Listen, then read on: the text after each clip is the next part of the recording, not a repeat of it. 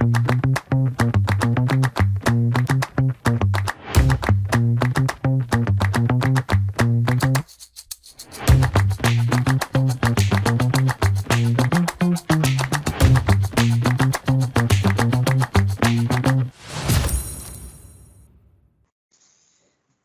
a hablar acerca de un tema que se llama el potencial de acción, que por fortuna es un tema que nosotros podemos perfectamente aplicar a aquellos contenidos que nosotros en algún momento ya hemos conversado en algún momento de la asignatura. Bajo ese respecto, entendamos que por fin, y por fin lo digo de todo corazón, vamos a llegar a la última clase referente a el elemento más pequeño de la unidad funcional de la vida, que es la célula. Hoy día nuevamente vamos a hablar de la célula, hoy día nuevamente vamos a estar hablando de la membrana plasmática, pero por fortuna, para tranquilidad de ustedes, es la última clase que tiene esta dinámica, este contenido y esta información. Es necesario conversar acerca del potencial de acción, porque el potencial de acción va a ser aquella situación, aquel proceso corporal que va a permitir el intercambio de información de un lado para otro dentro de nuestro cuerpo.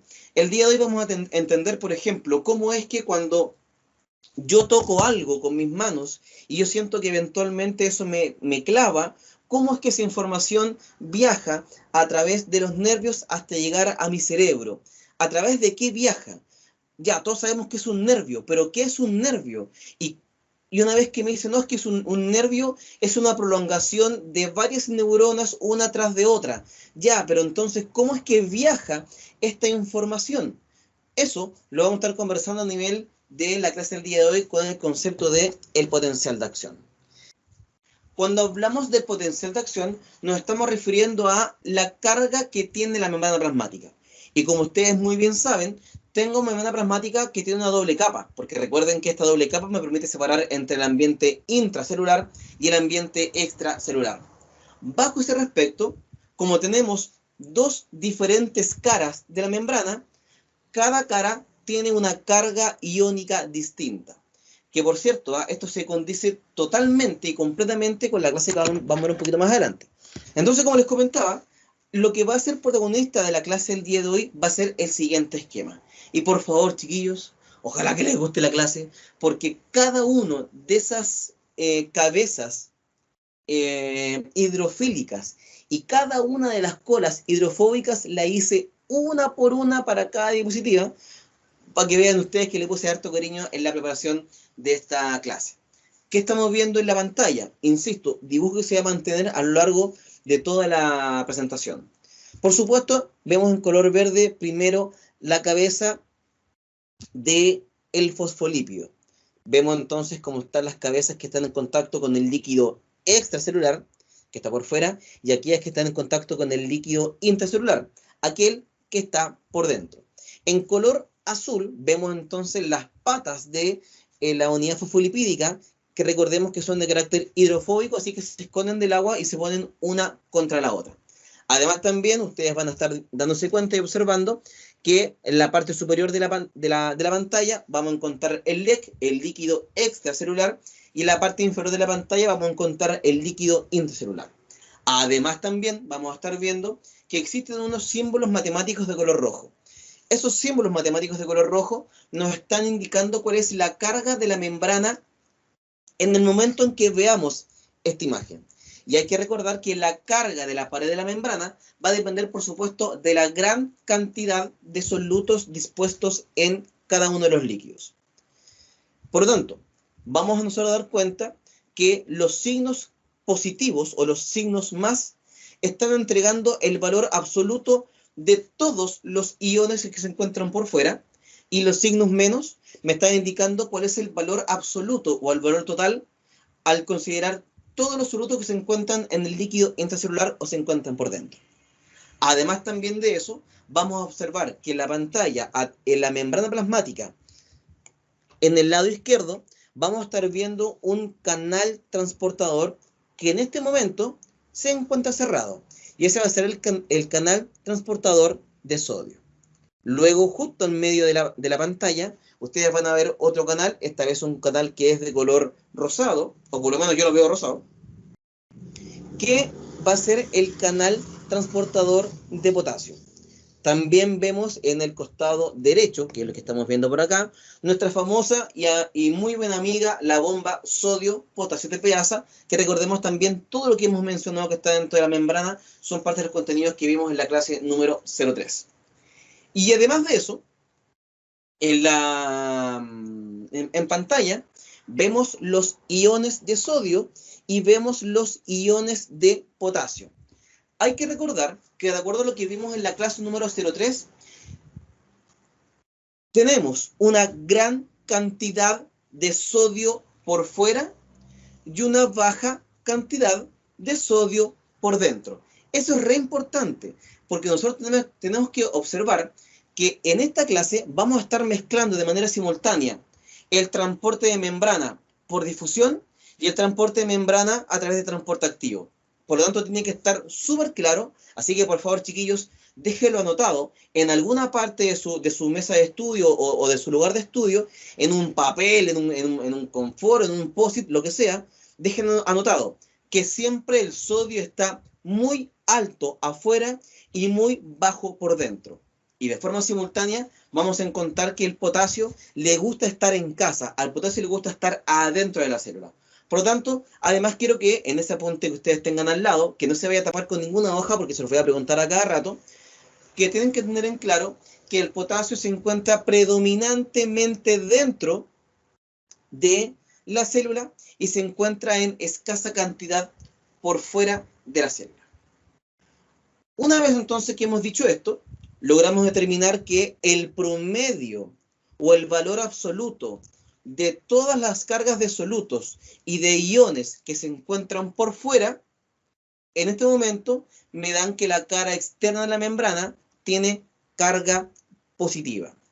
Mientras que el valor absoluto de todas las cargas que se encuentran dentro de la célula me da un valor negativo, por lo tanto tengo una carga negativa por dentro de la célula. Y de hecho, yo puedo medir la cantidad de energía dispuesta por dentro de la célula, que en este caso, de esta célula de estudio, vamos a estar hablando de una neurona, es menos 90 volts. Entonces, insisto, la carga eléctrica que estamos viendo en este momento en esta célula, en esta neurona, es de menos de 90 volts. Ese es el escenario. Este es el puntapié inicial, el punto cero del que vamos a estar conversando y estudiando.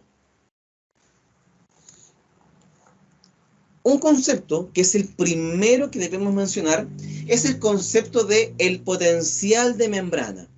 Y el potencial de membrana se refiere a la diferencia de concentración iónica en ambos lados de la membrana. Si ustedes se dan cuenta, cuando hablamos de potencial de membrana, estoy diciendo que en un lado de la membrana tiene una carga, que es por fuera positiva, y al otro lado de la membrana, que es por dentro, es negativa. Pero alguien puede decir, profesor, se supone que nuestro cuerpo siempre busca la homeostasis, nuestro cuerpo siempre busca el equilibrio. ¿Por qué en este caso yo estoy siendo capaz de ver un desequilibrio de cargas iónicas? Aquí entonces los invito a devolvernos a la clase número 03, cuando hablábamos del famoso y complejo potencial de Nernst, cuando decíamos que el cuerpo va a buscar siempre el equilibrio, pero este equilibrio es difícil de conseguir. ¿Por qué? Porque nuestro cuerpo va a buscar el equilibrio de concentraciones, pero para poder mantener el equilibrio de concentración, yo obligatoriamente genero un desequilibrio eléctrico, como lo estoy viendo ahora en pantalla. Pero ahora viene la segunda parte. ¿Y cómo yo podría lograr entonces un equilibrio eléctrico? Si yo quiero generar un equilibrio eléctrico, yo debo generar un desequilibrio de concentraciones. Entonces, yo debo elegir o el equilibrio es eléctrico o de concentración. El tema está en que como aquí no hay ni buenos ni malos, vamos a sacar provecho de que siempre vamos a estar permanentemente cambiando entre equilibrio eléctrico, concentración, eléctrico, concentración. ¿Por qué es bueno que tengamos una pelea constante entre, primero, el equilibrio de concentración? Dice, no, es que tenemos que estar equilibrados por concentración. Pero para equilibrar las concentraciones, como les comentaba recién, yo tengo diferentes iones, diferentes solutos, diferentes elementos, cada uno con su diferente carga. y el promedio me da por fuera positivo y el promedio me da por dentro negativo. Pero como les comentaba recién, nuestro cuerpo, al darse cuenta de este desequilibrio eléctrico, va a decir, no, ¿sabéis qué? Eléctricamente estamos muy desequilibrados. Entonces yo quiero el equilibrio eléctrico. Pero le insisto, para alcanzar un equilibrio eléctrico, yo estoy obligado a movilizar solutos de un lado para otro, lo que entonces va a generar que se me genere un desequilibrio de concentraciones para poder conseguir un equilibrio eléctrico. ¿Por qué ocurre eso? Porque si no fuera por eso, la célula no tendría necesidad de conversar con el exterior. Simplemente por eso. Es bueno que esté esta pelea constante y permanente, porque si no fuera por esta pelea constante y permanente, la célula diría, ok, yo ya tengo todo lo que necesito. Y por lo tanto, si tiene todo lo que necesita, entonces significaría que no depende de otra estructura. Entonces, si no depende de otra estructura, ¿por qué tengo muchas células juntas?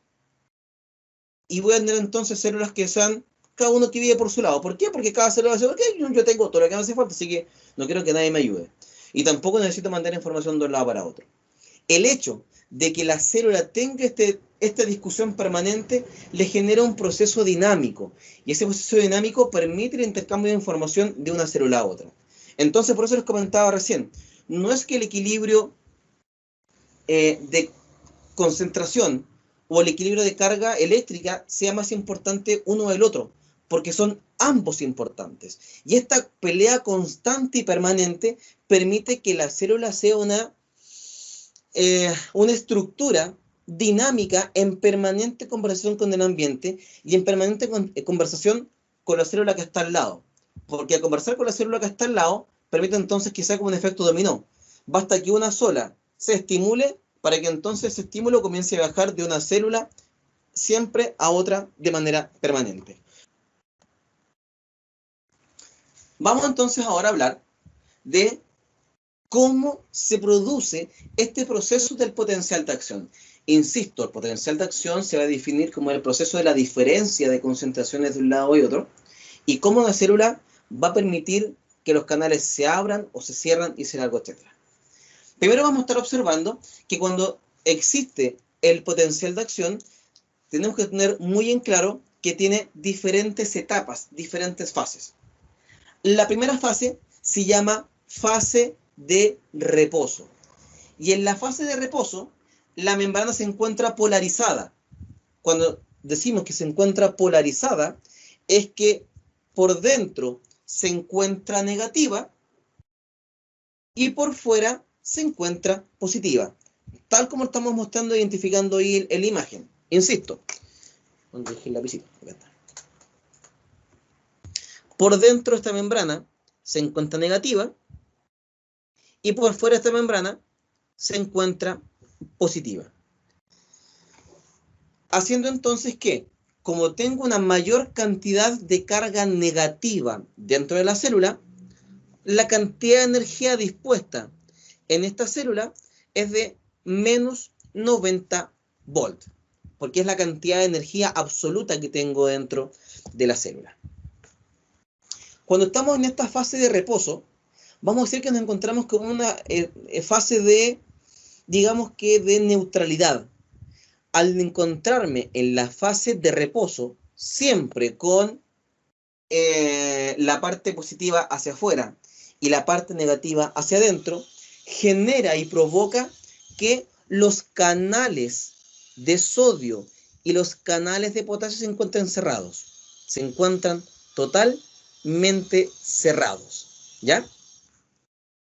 Sin embargo, después de la etapa de reposo, comienza una segunda etapa. Vamos a poner acá número 2.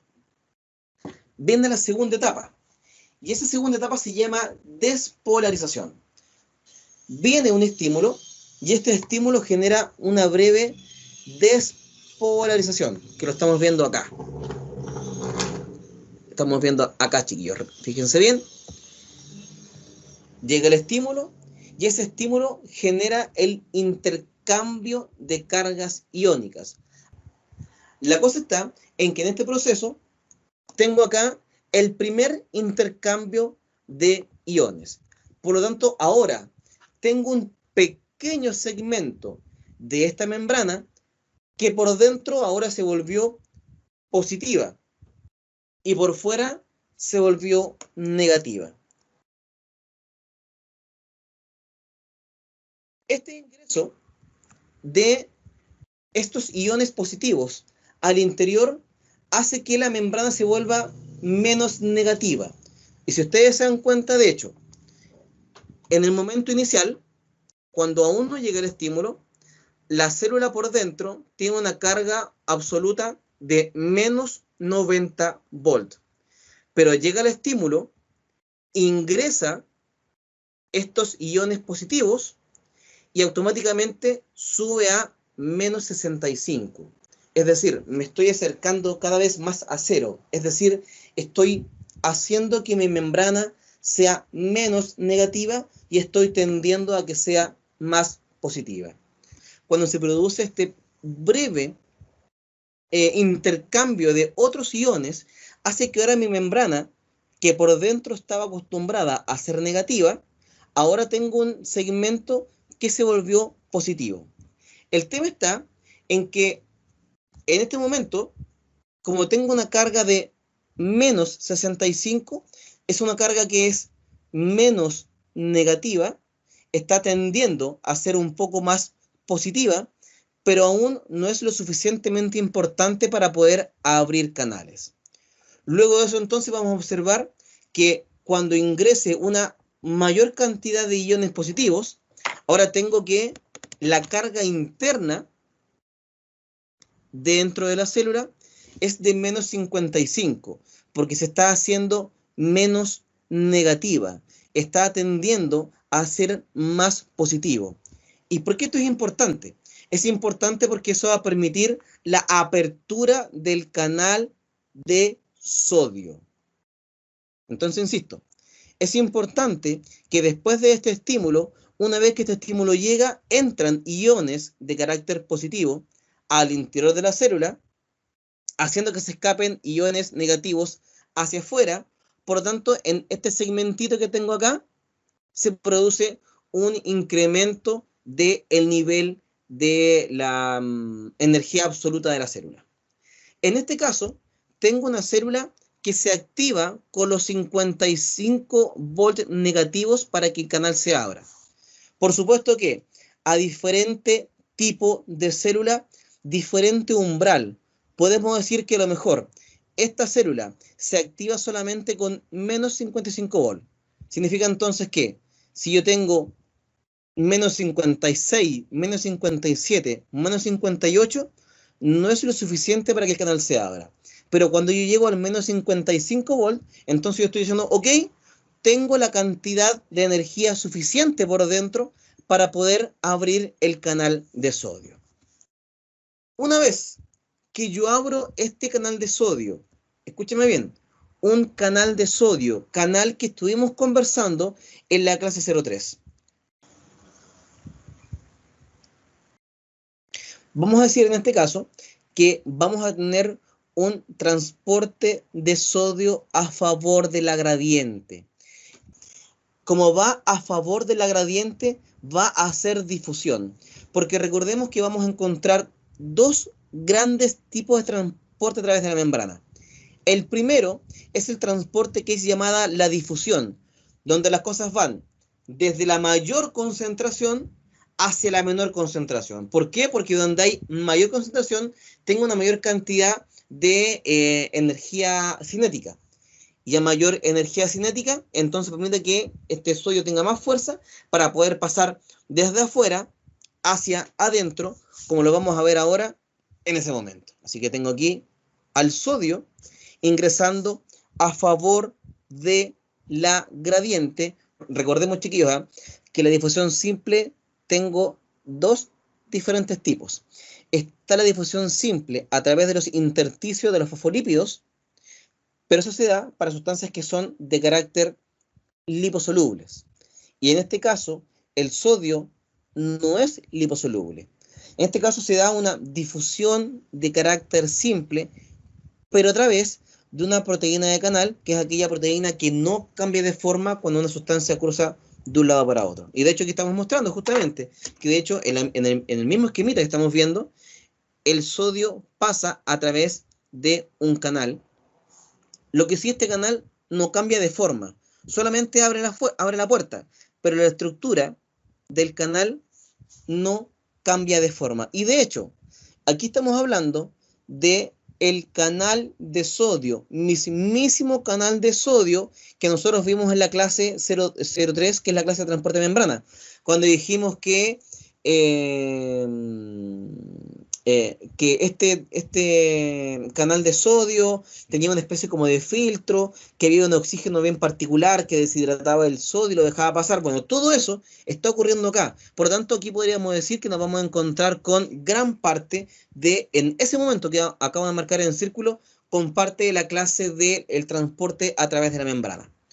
Por lo tanto, todo eso entonces va a generar que ahora por dentro de la célula tengo una mayor cantidad de sodio.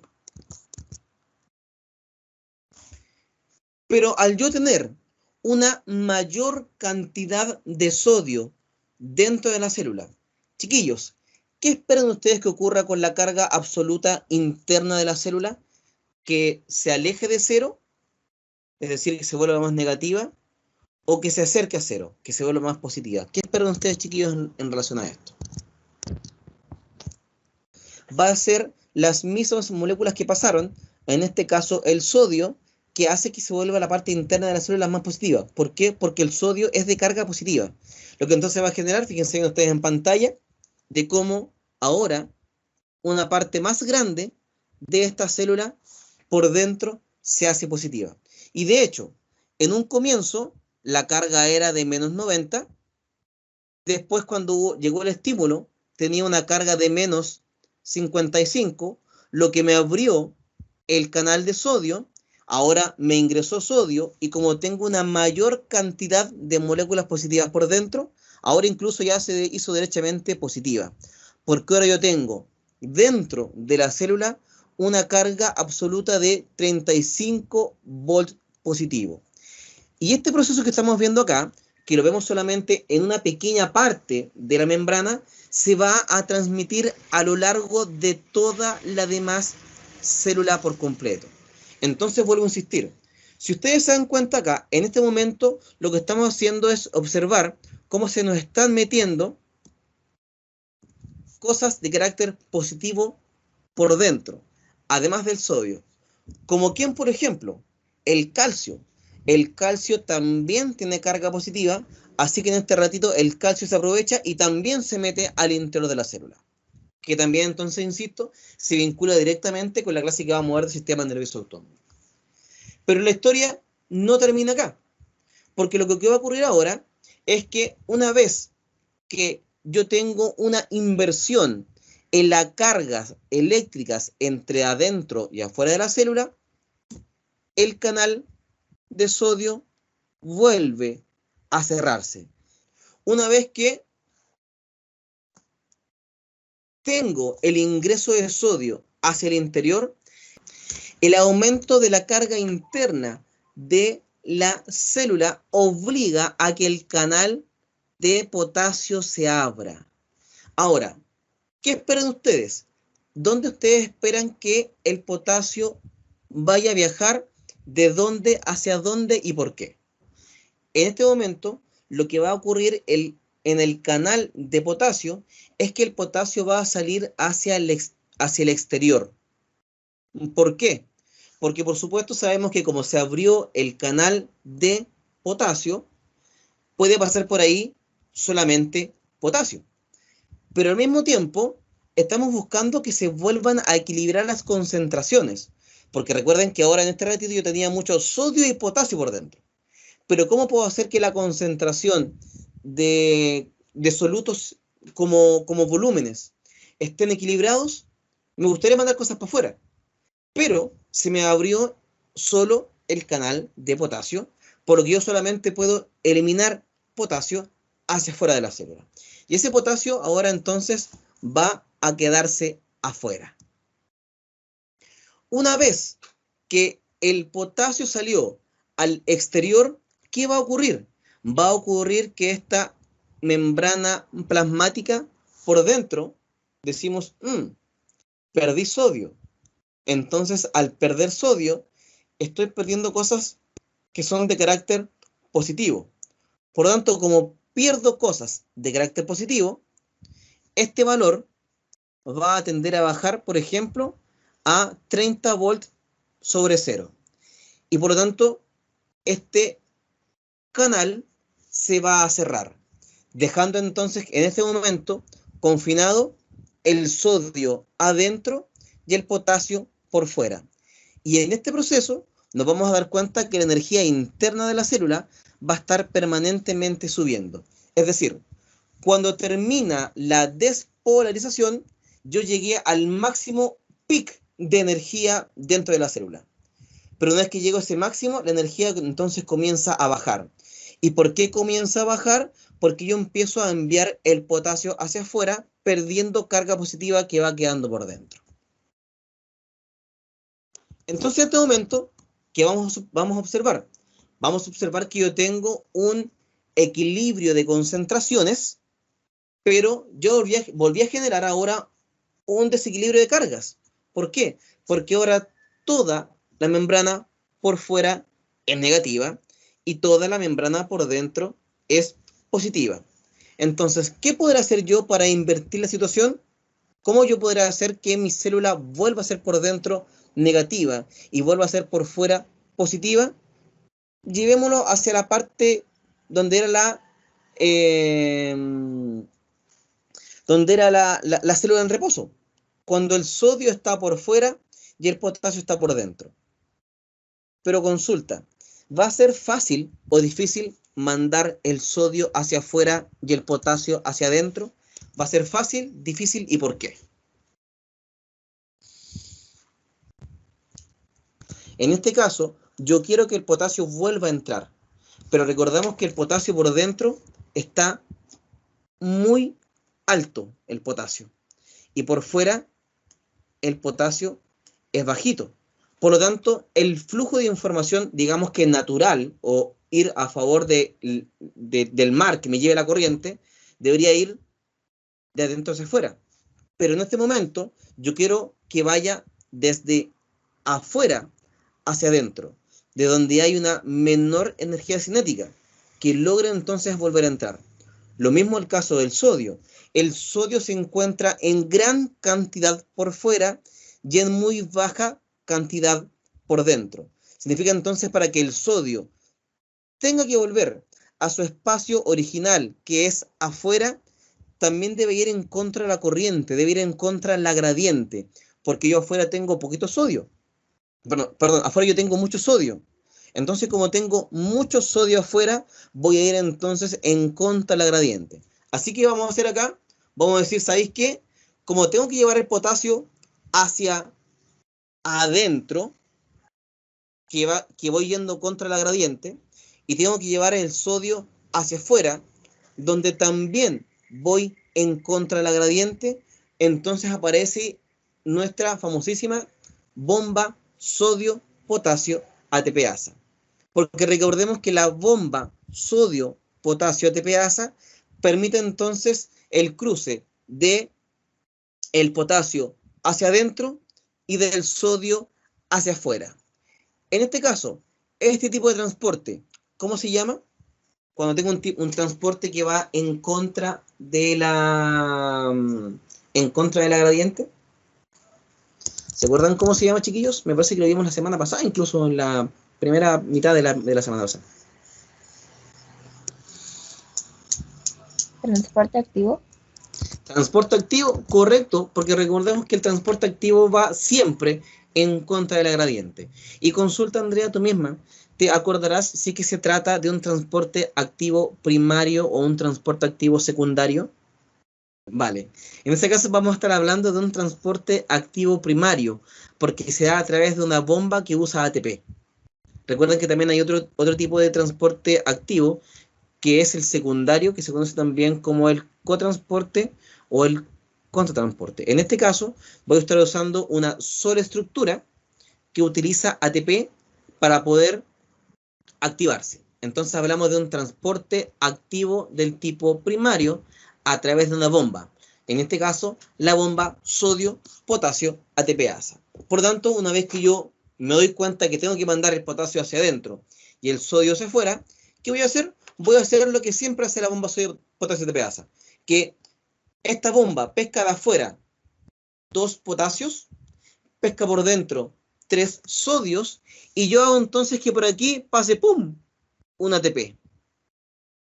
Ese ATP fosforila la bomba, haciendo entonces que ahora tengo el cambio de la estructura de la bomba, haciendo que se expulsen hacia el lado contrario de donde estaban. Luego viene lo mismo, exactamente lo mismo, vamos a repetirlo. Yo tomo 2 potasios de afuera, 3 sodios de adentro, le pegamos un combo de ATP, haciendo entonces que el potasio vuelva a entrar, el sodio vuelva a salir, siempre con el gasto energético del ATP, hasta que finalmente la distribución del sodio y del potasio quede de manera original. En este momento, ¿qué ocurre? Como yo entonces logré regular la cantidad de sodio por fuera y lograr regular la cantidad de potasio por dentro, entonces va a significar que las cargas eléctricas vuelvan a ser exactamente igual como eran en un comienzo.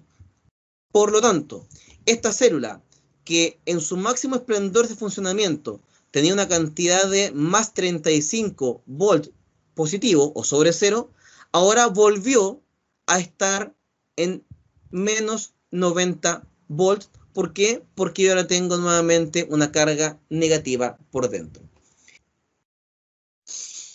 Dentro de esos, chiquillos, ya vamos en la última parte del tema de potencial de acción, comentarles que hay algunos conceptos generales que debemos conocer. Primero, está el proceso de despolarización. Y este proceso de despolarización se menciona cuando la membrana se hace menos negativa. Como lo estamos comentando ahora, recordemos que cuando nosotros partimos la despolarización es cuando llegó un estímulo, ese estímulo me cambió los iones y luego va haciendo entonces que la célula por dentro se vuelva cada vez menos negativa, que incluso en su momento llegó a ser de carácter positivo. Eso entonces se llama despolarización, que se encuentra justamente acá. Todo esto, cuando la energía interna de la célula va subiendo, todo eso es la despolarización. Luego tengo el potencial umbral. ¿Se acuerdan cuando yo les decía que yo requiero un mínimo de energía para abrir el canal de sodio? Que en este caso les puse como ejemplo que me hacían falta una energía a lo menos de 55 volts para poder abrir el canal de sodio. Bueno, está acá. El umbral de estimulación, que se refiere a la cantidad mínima de energía que se requiere para poder permitir la apertura del canal de sodio. Por ejemplo, insisto, si este canal se activa a los 55 volts negativos, si yo tengo 60 volts negativos no se va a abrir. ¿Por qué? Porque todavía no llego hasta ese nivel. Una vez que llego a ese nivel de carga, yo entonces permito la apertura del canal de sodio y que el sodio ingrese, y después todo eso va a significar que por dentro se me vuelve positivo y la positividad interna de la célula más adelante me va a abrir el canal de potasio. También tenemos la corriente de entrada. ¿Y qué es la corriente de entrada? No es más que el proceso dinámico de cuando la célula por dentro pasa de ser negativa a ser del tipo positivo, como lo estamos viendo entonces en estas mismas dibujos de acá. Por cierto, estos esquemas de acá son los mismos que ya estuvimos viendo anteriormente en lo que fuimos avanzando de clase. También tenemos otro concepto, el llamado sobretiro o el overshot. El overshot se refiere al máximo potencial de acción de la membrana. Es decir, el overshot se refiere al proceso donde la célula por dentro está lo más positivo que se puede.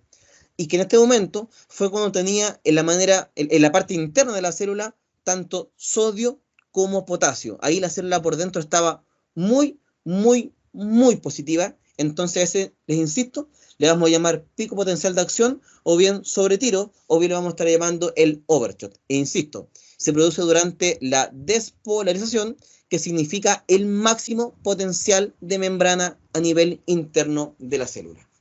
Luego tenemos la corriente de salida, que es cuando los iones vuelven entonces a su carga original. Y la repolarización se define como el proceso cuando los iones vuelven a su lugar original, cuando el sodio vuelve a entrar y cuando el potasio vuelve a salir. Una vez que termina este proceso llamado repolarización, viene la hiperpolarización, que es la que está dispuesta en pantalla. Y esta hiperpolarización se refiere a cuando empieza a ser tanto el retorno de los iones a su lugar original, yo pudiera dejar a la célula más negativa de lo que es originalmente. ¿Por qué? Porque yo estoy devolviendo los iones a su espacio original. Y también tenemos el periodo refractario. Y el periodo refractario se da cuando yo le prohíbo a una membrana despolarizarse. Y tengo dos tipos: el periodo refractario absoluto y el periodo refractario relativo. ¿A qué se refiere cada uno de ellos? En el periodo refractario absoluto coincide con el potencial de acción. Es decir, cuando se comienza la célula a despolarizar, se le prohíbe a esa célula que se despolarice sobre la misma. ¿Por qué? Porque si llegara a despolarizar sobre la misma haría esto. Tendría un pic y después tendría otro pic. Entonces, justamente, para evitar esa situación, tenemos entonces que sube, y aquí yo bloqueo que ocurra otro cambio de membrana para que posteriormente baje. Y luego tenemos el periodo relativo, que el periodo relativo refractario se produce a este nivel, durante el proceso de la hiperpolarización, que lo más habitual es que ahí yo prohíba que se despolarice, pero de vez en cuando también puede ocurrir lo que entonces me está indicando una hiperexcitabilidad de parte de esa membrana. Lo mismo que estamos mostrando ahí a través de ese gráfico. Finalmente, ¿cuáles son los elementos que van a estar modificando la velocidad en que pasa la corriente? Porque hasta ahora hemos hablado solamente que la corriente pasa, que los iones de un lado para otro, pero ¿cómo hacemos que una neurona le diga a la otra y que vaya corriendo rápidamente la energía? Para ello vamos entonces a buscar cuáles son los mecanismos que aumentan la velocidad. Los mecanismos que aumentan la velocidad son dos. Primero, el aumento del diámetro del nervio. ¿Por qué? Porque hay que considerar que la resistencia interna del nervio es inversamente proporcional al área transversal. ¿Qué? ¿Qué significa eso? Más sencillo, chiquillos. Aquí está acá.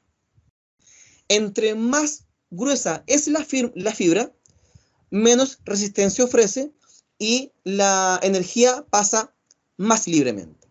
Lo que sí tengo un gran problema, que es la limitación anatómica. Porque si yo quiero que toda la energía pase rápidamente, entonces lo ideal sería tener todos los nervios más gruesos. Pero si yo dejo los nervios todos más gruesos, no van a caber ni en el cerebro ni en el cuerpo. De hecho, vamos a observar que nuestro cuerpo tiene tres tipos de fibras: la fibra A, la fibra B y la fibra C.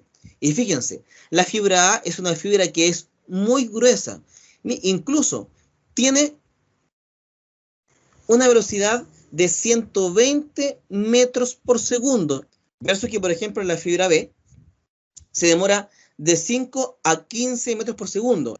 Y luego tengo ya la fibra C, una fibra que es mucho más lenta, que por cada segundo recorre 0,5 a 1 metro. Es decir, si ustedes se dan cuenta, la fibra A, al ser más gruesa, es mucho más rápida. Por lo tanto, tenemos otro elemento que va a permitir mayor velocidad de transmisión, que es la mielinización, que es la mielina. La mielina es un aislante lipídico en los axones. Por lo tanto, vamos a ver acá que aquí estamos viendo una banda de mielina que por ahí le prohíbe a pasar la energía. ¿Y por qué hacemos eso? Porque vamos a obligar a que la energía vaya fluyendo por un lugar donde haya menor dificultad, menor resistencia. Por lo tanto, lo que vamos a hacer es que vamos a obligar a que ese impulso nervioso vaya saltando. Por lo tanto, vamos a observar que la banda de mielina no la voy a tocar, pero sí el impulso va a saltar del nódulo de Rambier al nódulo de Rambier. Significa entonces que la energía pasa así: nódulo, nódulo, nódulo, nódulo, nódulo, nódulo, nódulo, nódulo, nódulo, nódulo, nódulo, nódulo, nódulo, nódulo, nódulo, y pasa entonces a la siguiente neurona. ¿Por qué? Porque está pasando justamente en los lugares que se llaman el nódulo de Ranvier, que es un lugar donde no hay banda de mielina. Y esto entonces permite que, como en vez de uno empezar a caminar por una carretera, yo voy a empezar a caminar a saltos. Y el caminar a saltos va a permitir entonces que yo pueda avanzar mucho más rápido. Lo mismo entonces se produce a este nivel.